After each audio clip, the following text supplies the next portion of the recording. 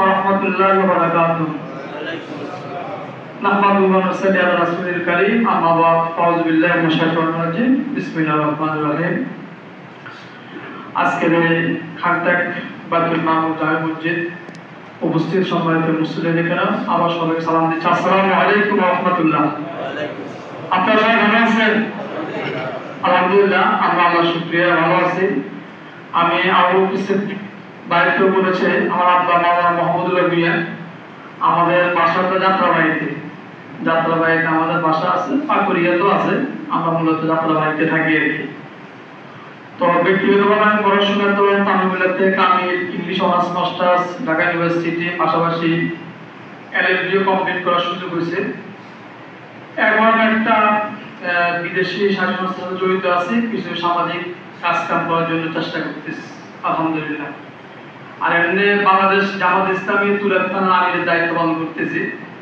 তো স্বাভাবিকভাবে বর্তমান পরিস্থিতির কারণে, বর্তমান পরিবেশের কারণে, যেহেতু বর্তমানে কোনো গভর্নমেন্ট নেই, এই জন্য বিভিন্ন সামাজিক কাজকাম করার আমাদের সুযোগ হচ্ছে আর কি। আমরা বিশেষ করে 5ই আগস্টের পর থেকে সিটি কর্পোরেশন যোগাযোগ করে অনেকগুলো সামাজিক কার্যক্রম করার জন্য, যেগুলো আসলে অনেকদিন যাবৎ পেন্ডিং আছে, কাজগুলো হচ্ছে না, সেগুলো কিভাবে আদায় করা যায় এই ব্যাপারে সিটি কর্পোরেশন বিভিন্ন অফিসে দৌড়াদৌড়ি করে কিছু কাজকর্ম করার জন্য আমরা চেষ্টা করতেছি। এর মধ্যে হচ্ছে রাস্তাঘাট। আমাদের 52 নম্বর ওয়ার্ডের রাস্তাঘাটগুলোর অবস্থা খুব বেশি ভালো না। আপনাদের এই রাস্তাটা হয়তো হয়েছে, কিন্তু এটা এখন ইটে চলে গেছে এবং মাঝে মাঝে বেশ ভাঙ্গা আছে। আবার রাস্তা হইলেও রাস্তার উপরে যে খাম আছে, খাম্বা, এগুলো না সরার কারণে রাস্তার যে পরিপূর্ণ সুবিধা সেটা আসলে ভোগ করা যাচ্ছে না। তা আমরা এই উপলক্ষে সিটি কর্পোরেশনের কথা বলছি এবং ওনারা অলরেডি বিদ্যুৎ যারা জড়িত আছেন ওদের সাথে কথা বলে খাম্বাগুলো দ্রুত গতিতে সরানোর জন্য ব্যবস্থা করতেছেন। আমরা ইতিমধ্যে প্রায় 3বার সিটি কর্পোরেশন অফিসে নিয়ে কথা হয়েছে। পাশাপাশি রাস্তাঘাটের মধ্যে আপনাদের এটা একটু হইলেও তার থেকে রাস্তা সহকারে আমাদের অনেকগুলো রাস্তার অবস্থা খুবই বেহাল। তো তার থেকে রাস্তা সহ প্রায় 30টার মতো রাস্তা আমরা জমা দিয়েছি কাজের জন্য। এর মধ্যে তার থেকে রাস্তাটা পাস হয়েছে, অলরেডি মাপা শুরু হয়ে গেছে, আশা করি রাস্তা শুরু হবে। এরপরে রানওয়ে থেকে শুরু করে উলুধারা পর্যন্ত একটা বিশাল রাস্তা, সে রাস্তাটাও পাস হয়েছে। জসীমউদ্দিন রোডের মাথা থেকে একদম ইসবি চত্বর পর্যন্ত একটা 100 মিটার রাস্তা, সেটাও পাস হয়েছে। পাশাপাশি ভিতরের মতো আপনাদের ছোট বড় রাস্তাগুলো আছে, আপনারা যদি আমাদের সাথে যোগাযোগ করেন বা আমরা দরখাস্ত দিলে সিটি কর্পোরেশন সেই কাজগুলো করে দেবে ইনশাআল্লাহ। এর বাইরে আমাদের যে হোল্ডিং ট্যাক্সের একটা বিশাল বিষয় যুক্তেছে, আপনারা সবাই জানেন। এটা সিটি কর্পোরেশন নিয়ম অনুযায়ী প্রায় 16% হোল্ডিং ট্যাক্স ধরা আছে। এর দেখা যায় যে এক বাড়িতে যদি 2018 সাল থেকে হোল্ডিং ট্যাক্স শুরু হয়, বিশাল একটা পরিমাণ এসে যায়। সর্বশেষ সিটি কর্পোরেশন অনেক আমরা সরকারের প্রায় নতুন করে 18টা ওয়ার্ড হয়েছে, অনেক দেন দেওয়ার পরে সেটা 7% একটা হোল্ডিং ট্যাক্সের কথা বলা হয়েছে। অনেকেই দিচ্ছে, অনেকে নেগোসিয়েশন করে সেটা সমাধান করার চেষ্টা করতেছে। আশা করতেছি হোল্ডিং ট্যাক্সটা একটা যৌক্তিক পর্যায়ে এসে যাবে। আমাদের এলাকার গ্যাস সমস্যাটা একটা মারাত্মক বিষয়। এটা শুধু এই ঠান্ডাকে আছে কিনা আমি জানি না, আমাদের যাত্রাবাড়িতে আমরা প্রায় দেখি যে দিনের বেলা রান্না করাটা খুবই মুশকিল। ঠান্ডাকে আছে অনেকে ভোরে তুলে রান্না বান্না শুরু করে। এই বিষয়গুলো নিয়ে আমরা কথা বলেছি এবং ওনারা বলছি যে আপনারা আসলে গ্যাসের যেটা বলছি আর কি, আপনারা জানেন যে অনেক জায়গায় সংযোগ বেশি আছে আর কি। যে পরিমাণ সংযোগ আমাদের এলাকা বরাদ্দ এর চেয়ে অনেক বেশি থাকার কারণে এটা ঝামেলা হয়।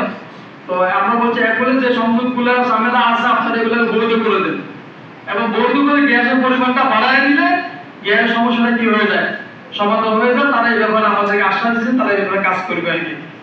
আমাদের এই এলাকায় সরকারি কোনো হাসপাতাল নাই। আপনি যদি কোনো চিকিৎসা নিতে হয় তাহলে আপনাকে উত্তরাতে প্রাইভেট ক্লিনিকে যাওয়া লাগে, অনেক ব্যয়বহুল খরচ। আমরা আমাদের সংগঠন উদ্যোগে প্রতি মাসে আপনাদের এলাকাতে ডাক্তার বসাই, ফ্রি ডাক্তার, কিছু ওষুধ দেয়। কিন্তু সিটি কর্পোরেশন পক্ষ থেকে আমাদেরকে আমরা প্রস্তাব করেছি যে আপনারা যে ছোট ছোট ক্লিনিক করা হয়, এই ক্লিনিকগুলো করার ব্যাপারে তারা অলরেডি সিদ্ধান্ত নিয়েছেন। আশা করি নতুন যে মেয়রের দায়িত্বে আছেন বা প্রশাসকের দায়িত্বে আছেন উনি কিছু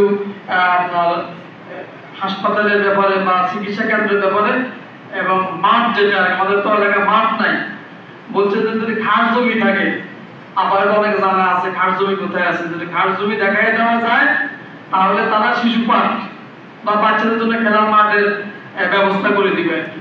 এই সমস্ত বিষয় আমাদের সাথে কথা হচ্ছে। তো সবসময় আমি যেটা বলতে চাই, আমরা আসলে চেষ্টা করতেছি যে আমি সিটি কর্পোরেশনে প্রায় যাওয়ার চেষ্টা করি, বলে যে আপনি তো এখনো তো কোনো দায়িত্বে চলে আসছে, এরকম বিষয় না। আর বললাম তো আসলে মানুষের খেদমত করার জন্য দায়িত্বের প্রয়োজন হয় না, আমাদের সুযোগ আছে। এখন কোনো রাজনৈতিক কোনো প্রভাব কারণে নাই, না থাকার কারণে আপনি সিটি কর্পোরেশন অফিস থেকে ইচ্ছা করলে কাজ আদায় করে নেওয়া সম্ভব।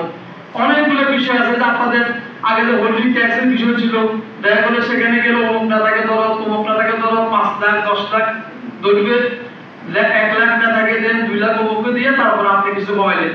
এখন এই ঝামেলাগুলো নাই, আপনারা যোগাযোগ করলে হয়তো একটা যুক্তি সমাধান কেউ পেতে পারে। তো সর্বোপরি আমি যেটা বলবো যে অনেকে দেখা যায় যে মানে 5 আগস্টের আগে অনেকে রাজনীতি করেন নাই বা অনেক জায়গা ছিল না, কিন্তু কেউ কেউ কারো কারো নাম বিভিন্ন জায়গায় যুক্ত করে দিচ্ছে। এতে অনেকে হয়রানি হয়, আমাদের এলাকার সব পুরো অনেক জায়গায় যোগাযোগ করে। এই জাতীয় কোনো সমস্যা যদি আপনারা সম্মুখীন হন, ইনশাআল্লাহ আমরা আপনাদেরকে সার্বিকভাবে সহযোগিতা করবো এই সমস্ত সমস্যা থেকে উত্তরণের জন্য। পাশাপাশি এখন তো সবাই বলছে, এটা আমি আমার ভাই বলছে রাজনৈতিক কথা না, এটা বাস্তব বলতেছে যে সবাই বলছে যে কেউ মানে চাঁদাবাজি সমর্থন করে না, ঠিক না?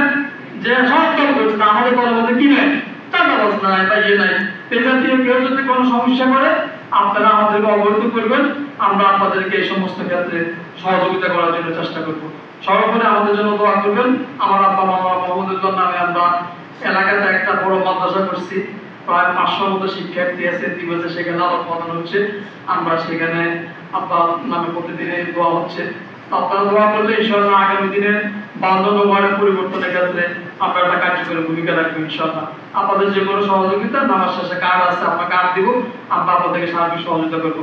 আল্লাহ রাব্বুল আলামিন আমি আমাদের সকলকে দর্শক মহরম যারা আসতেছে আসলে আত্মত্যাগ, যে শিক্ষা, অন্যায়ের বিরুদ্ধে অবস্থান করা, ন্যায়ের পক্ষে দাঁড়ান করা, কোরআনের পক্ষে অবস্থান করা, কোরআনের কথাগুলো মানুষকে বলা, আল্লাহ আমাদেরকে সেই তৌফিক দান করুক। আজকে সুযোগ দেওয়ার জন্য মসজিদ কর্তৃপক্ষকে ধন্যবাদ, পাশাপাশি আমাদের ইমাম সাহেবকে আন্তরিক মোবারকবাদ, ধন্যবাদ। সবসময় আপনাদের পাশে থাকবে প্রত্যাশা রেখে শেষ করছি। আসসালামু আলাইকুম ওয়া রাহমাতুল্লাহি ওয়া বারাকাতুহু।